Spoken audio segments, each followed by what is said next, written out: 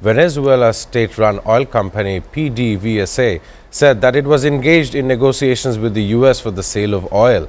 The White House later said Trump would hold a meeting with oil executives to discuss possible involvement in Venezuela's oil sector. I want to come to Professor Mamun. You were hearing Norman Floyd Barnes. It's a very trying time, as he described it, a very hot mess. The year only gone through 8 days. This is the 8th day of the year, and we're seeing unprecedented acts from the most powerful seat on this planet, the President of the United States of America. So I want to see the exploitation of Venezuelan oil. Who is next? Today we see the Colombia capital and the Colombian nation preparing for what they call an attack on their sovereignty. So as Norman Floyd Barnes was also saying, that whether there would be a South America versus America war, he still is skeptical about it, but it may happen depending on what the Latin American countries are thinking about, given this very aggression by the United States of America. I want your analysis, because we need to go for a short break very soon. You see, just to add on to the background of the whole issue, we should not forget that China become the lifeline of many Latin American countries, both in terms of import and export. That also includes raw materials for their domestic production and also to export to many other countries. This issue should not be ignored in the whole process and just tagging it or lagging it, just saying that it's an oil issue only. This is the first point. Second, if you just follow the growth of the Latin American economy and the in the form of the FDI, Chinese companies to Latin American countries, that has to be taken into account as well.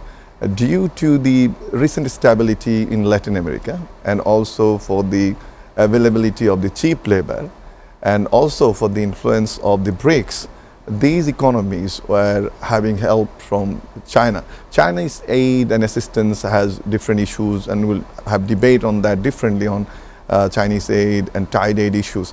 But this is a reality that Chinese investment has increased significantly in Latin American countries, including Brazil. This is the first point I would like to argue. Secondly, when we are talking about the oil, we should not forget, and I'm sorry, most of your audience may know that Venezuela is the storehouse of world's largest oil. So that is one side of the coin. But in recent international engagement, particularly with China in Latin American countries, perhaps one of the factors that has drawn the attention of Americans, particularly last 10 years, Biden administration dealt it differently, not creating unrest in the region, and their immigration policy is, of course, softer than Donald Trump, but it's different now. So these two issues culminated the present situation.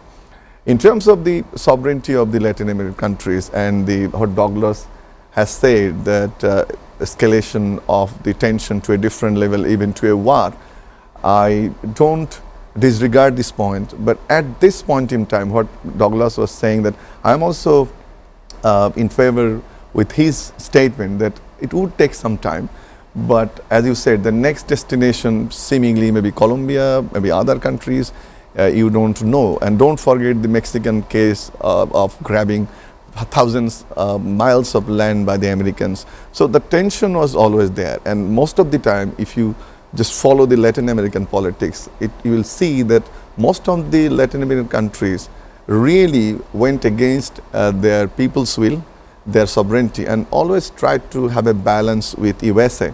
But the way things are breaking out, we don't know. The demonstration we are seeing in Latin America, this is massive now, and it will depend on the Venezuela case. How do they respond to US requirements, particularly what you said, the oil company was already there to negotiate with US companies. And probably you don't forget, I think Douglas could put in more information, that all the US oil companies, they like to go to Venezuela. So they need to have a slice from the piece of cake.